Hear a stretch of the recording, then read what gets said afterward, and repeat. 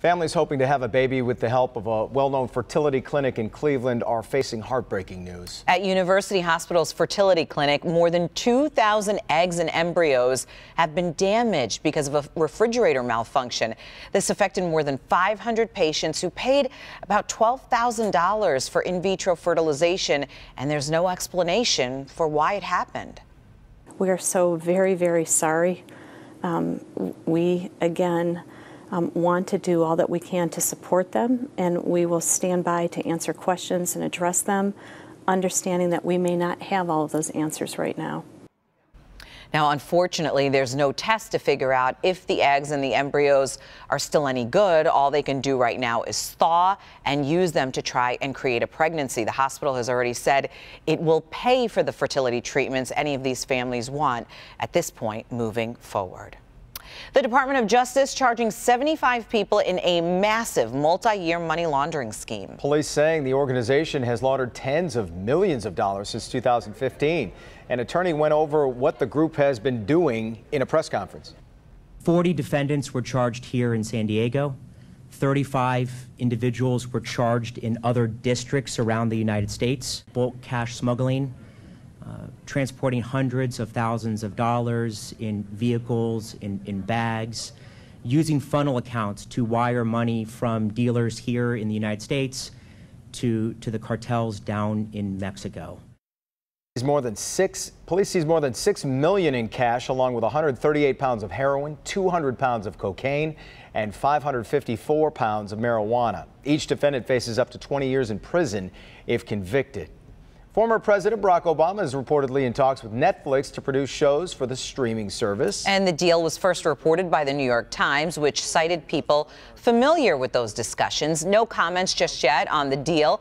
We don't know those. No comments from Netflix or the Obama family. In a statement to the Associated Press, Mr. Obama's senior advisor said the couple believes in the power of storytelling to try to inspire. Well, I'm glad they just raised our rates before this. Exactly. This would have given them a great reason to do it again. Local 4 News at 6 is next. Devin's here with what's coming up. We all need a Netflix deal. Sure. That just sounds like a great thing to have. We're working on stories from Clinton Township, Chesterfield Township, and Auburn Hills. Also, a family desperately fighting the oil company from clear-cutting their front yard. Mara? Devin, a Monroe County judge, has been busted, accused of Ubering prostitutes to him for bondage and sadomasochism. Imagine. Live from downtown Detroit, Local 4 News at 6 starts now. Families in Monroe County locked in a battle with a giant oil company over the trees around their homes. Coco? You hear the stories of coaches doing amazing things for their players, but one volleyball coach in Southfield will never be forgotten for her actions. Breaking right now, a Monroe County judge has been arrested and charged after the Attorney General says he hired women for violent sex. Judge Jared Calkins is accused of using Uber to shuttle prostitutes into Monroe, then paying to tie them up and torture them during sex. Newly released documents say the judge was into bondage and sadomasochism. As of right now, he's off the bench. Our Mara McDonald live in Monroe with the very latest. Mara. Karen, the AG's Public Integrity Unit swooped in here, picked up Judge Jared Calkins. He's accused of a variety of things, but it all goes back to prostitution and violent sex. 41-year-old Judge Jared Calkins was arraigned on the same floor where he's been a district judge since 2014. The criminal complaint against him from the Attorney General's office reads like Monroe's version of 50 Shades of Grey. Per the AG, Calkins was Ubering prostitutes into Monroe County. Now, investigators say he was on sites like Tinder and OkCupid, saying he was looking for a sugar daddy relationship. But when these multiple women would be Ubered to him, what he wanted was bondage and sadomasochism. Now, the AG's report on this is fairly explicit, and we're not going to get into the details, except to say he had a BDSM setup in his home with various tools. To say his fellow judges in the district court are shocked would be an understatement. They won't go on camera tonight, but the chief judge did give us this statement, which in part reads, "I speak for the entire Monroe County judiciary in saying that we treasure the trust and confidence that the citizens of Monroe have vested in us. We wholeheartedly assure the residents of Monroe County that we will continue to carry out the duties and responsibilities of our office. Back here live, Calkins was arraigned by his colleagues here at the court late this afternoon. After the arraignment, they have all recused themselves from this case. We are live in Monroe. I'm Mara McDonald, Local 4. What a case, Mara. So how were investigators ultimately able to catch up with what he was doing? You know, Devin, they didn't start out investigating him. This all started as a prostitution investigation at a local motel. And he got netted while they were looking at the greater issue of prostitution at that motel. Back to you. Yeah, interesting. All right, Mara. Well, tonight, between 40 and 50 cars were involved in a crash that shut down westbound I-94 for hours earlier today. The crash happened this morning in Jackson County, right near the Mount Hope Road exit. Drivers describe the scene as chaotic, and police say a snow squall is to blame. I do know that this weather system came upon us quite suddenly. For instance, in Jackson, when this call came in, it was only lightly snowing. When we got out here, it was almost zero visibility. I kind of turned sideways and tried to hit so that the front right of my car hit because nobody was there. And then we sort of swung around, and another semi actually almost ran into with the back of my car. All lanes have since reopened and traffic is flowing as usual. And there never seems to be a good answer. You slow down, you feel like you're causing a problem, you keep charging straight ahead into what you can't see, you're running into a problem. It's really, and it seemed to come out of nowhere. It did. It was a very small area. Yep. It went right between two reporting stations, so we really didn't have a good reading on it, but we saw it on radar. A lot of folks on the roads, though, didn't, and that's what caused the problem. We did see a snow squall earlier here in our south zone. You can see the last of it sort of moving into the lake as we got a little bit about 30 minutes ago. Most of the area is starting to dry out. It's one of the brighter 4Live radars we've seen all day as those snow showers have been fairly active. Right now, most of that activity is north of 69. But again, compared to what we've seen earlier in the day, this isn't much, but just a few snow showers rolling through. They are on their way out, finally, tonight. And I know we said that last night, but we do think that the drier air is going to work in and put an end to this after sunset, but before midnight. Plenty of sunshine on tap for the weekend, but the real weather story is going to be the temperatures next week. A little bit of a preview of spring. We'll show you how high those numbers get. And don't forget to download our Local Forecasters app. It puts interactive radar, severe weather alerts, and a lot more in the palm of your hand. You can download it for free in your app store by searching WDIV. Karen? A student was charged earlier today in connection to a threat made against Eisenhower High School over in Shelby Township. 17-year-old Stephen Jones has been charged with making terrorist threats or false report of terrorism. Utica Community Schools contacted authorities about a possible threat yesterday morning brought to their attention by students. The investigation then led police to Jones, who allegedly made threats during school hours. Shelby Township Police removed him from school. Police are again urging parents to talk to their children about the severity of making any kind of threat against their school. Starting this spring, Oakland County is set to use a big chunk of state funding to combat Michigan potholes. County gets about $7 million of the $175 million that will be distributed statewide. Oakland County using $4 million as part of what we're told is the largest ever preservation overlay program, which involves simple resurfacing projects that can be done quickly and easily. The remaining $3 million set to go to spot resurfacing and concrete repair projects. Two families in Frenchtown Township are fighting for their property, namely some trees. It's a fascinating case. They've been told by the oil company, Sunoco, that the trees at the corner of Steiner and Reinhardt Roads need to come down because they're endangering their pipeline. Jason Colthorpe was out there today. So is there a danger, Jason? We really don't know yet, guys. And honestly, there's no evidence Sunoco knows there is for sure either. But when you consider that these pipelines went into the ground in 1929 and most of the trees probably around the same time or before that, these folks have a much bigger question. Why do you want to start now? For 50 years, Jerry Jensen's has always maintained the trees and brush along the easement where 3 pipelines run on his property on Steiner. But now, Sunoco has marked his very old tree for destruction, and federal law states it can do whatever it wants, 25 feet to either side of it. They claim the root system is interfering with their pipeline. Around the corner, his neighbors have a bigger problem where the pipeline cuts right through their front yard. When we bought the house, we didn't know we had pipelines. 11 of their trees are doomed with the red X, including a huge tulip tree in the front. Invested everything in this. This is our dream, our property. And to have people come in and tell you, well, you can pay the taxes, you can maintain it, but you have no rights on your own property that you're, paying for. Now, if Sunoco really wanted to be a good neighbor, like it says, instead of cutting down this tree and a whole bunch of others, Jerry says it should listen to alternatives, and he has one. And they can cut right down through here and cut all the roots. Cut all the roots from the trees. He said they wouldn't have to come back for 10 years. That'll stop the root system from growing out. Doesn't sound like they're listening to you. Hell no, they don't know. They got their mind made up. But if there was going to be a problem, it looks like in 60 years, they would already be a problem. Is this being a good neighbor coming here now after 50 years of cutting my trees down? Now, I got a statement late today from Sunoco basically saying safety is its top priority. Here's a portion of that. Clearing of the pipeline right-of-way is critical to the ongoing safety of the line as trees and shrubs can damage the pipe. Additionally, it is important it is cleared so we can thoroughly inspect the pipeline right-of-way and have access to it at all times. And I just checked for a response. We had some more questions we wanted answered.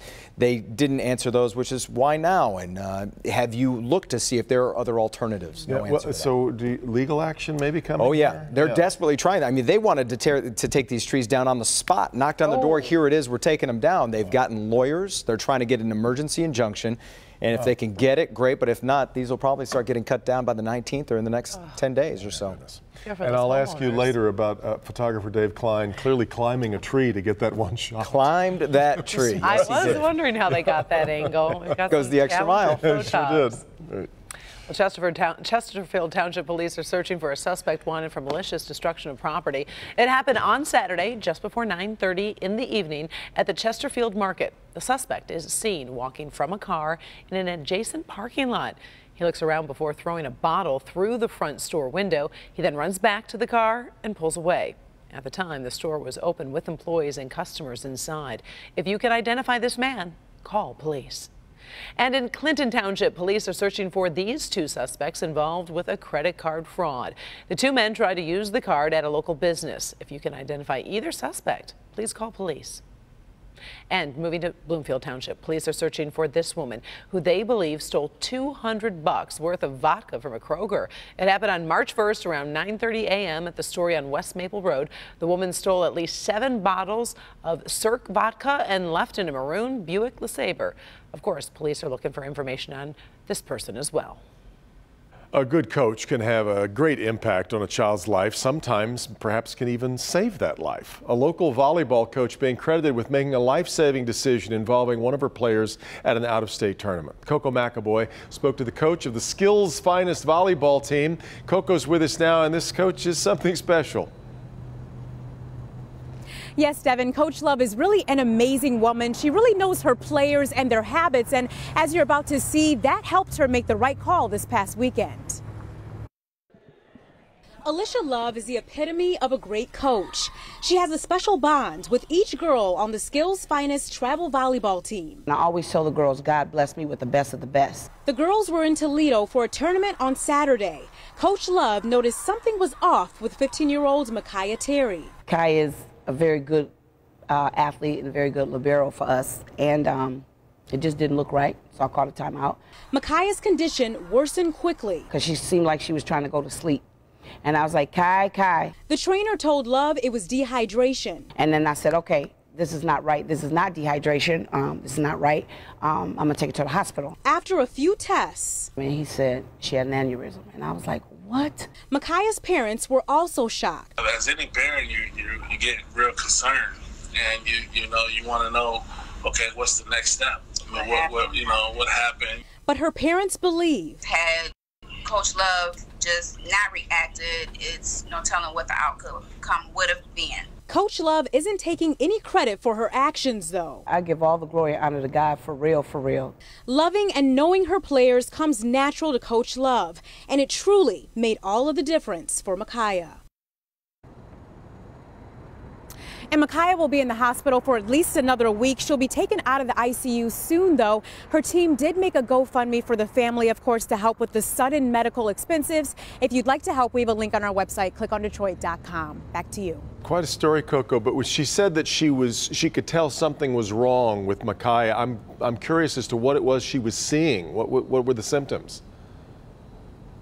That's a really good question. So according to the coach, Micaiah was having a really bad headache, and it seemed like dehydration because she also had some nausea and vomiting. But the coach said what really stood out to her was the fact that Micaiah was sweating profusely and the fact that she was saying that she couldn't breathe. So she decided to take her to the hospital, and it's a good thing that she did. Yeah, thank goodness. What a story. All right, Coco.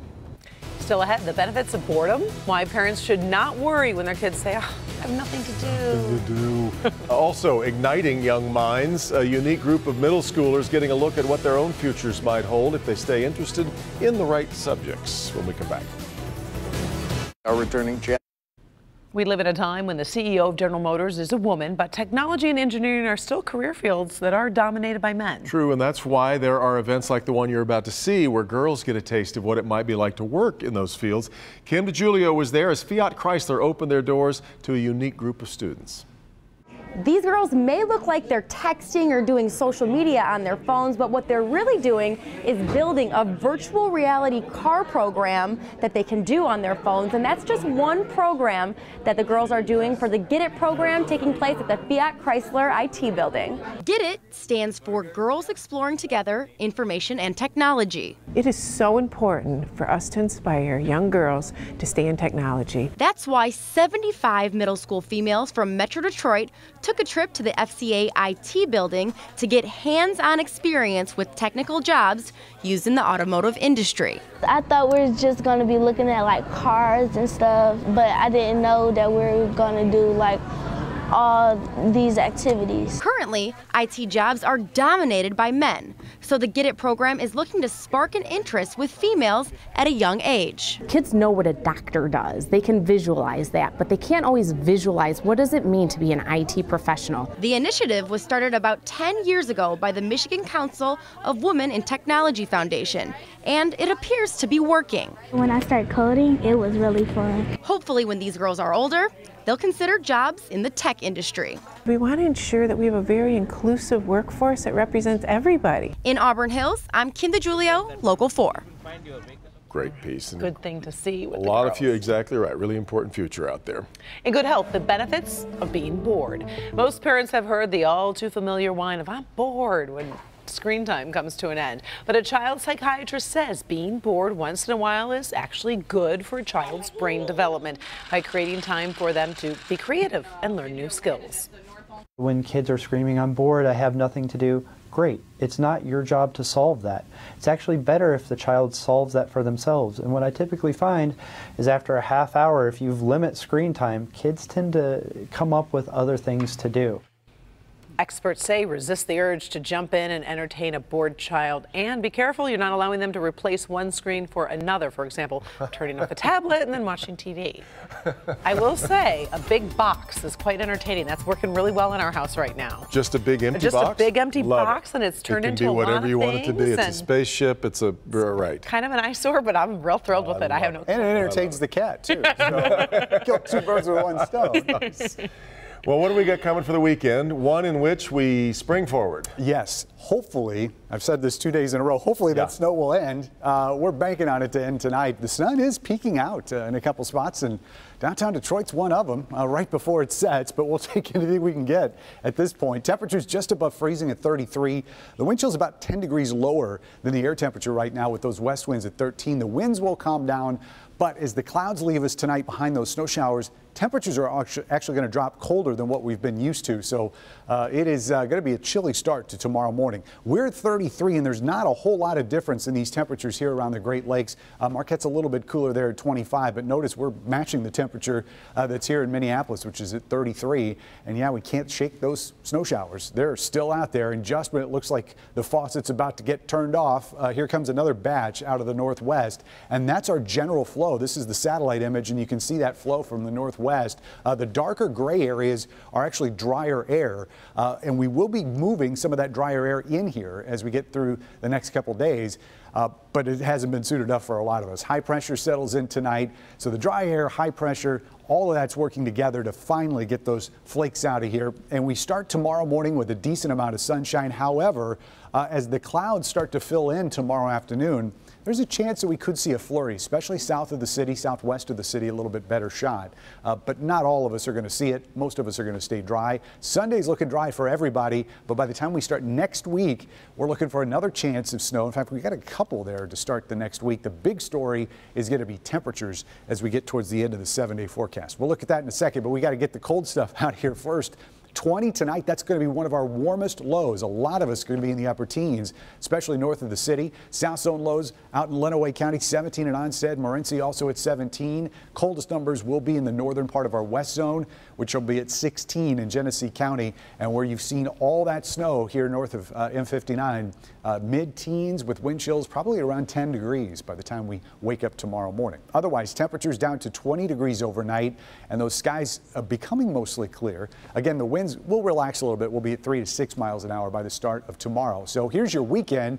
We go to 40, and that's an improvement. 38 is an improvement for tomorrow, but 40 is an improvement. It is still below average for this time of year. We will see more sunshine than clouds, and again, just that off chance of a flurry Saturday. Don't forget, set your clocks forward before you head to bed on Saturday night going into Sunday morning.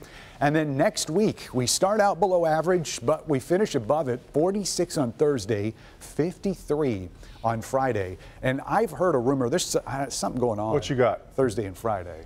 Of next week? Yeah. You and your basketball. Yeah, I mean. That was really derisive. Wait a minute. Because they talk about it all the time. Well, I mean. I'll talk to you instead. Yeah, I was going to say. This is one of the national holidays for people like you and I. Roll the TV outside. Absolutely right. As we get into Friday. Speaking of that, sports is next. We'll be right Bids back. come out Sunday evening. Basketball. Ready to go. This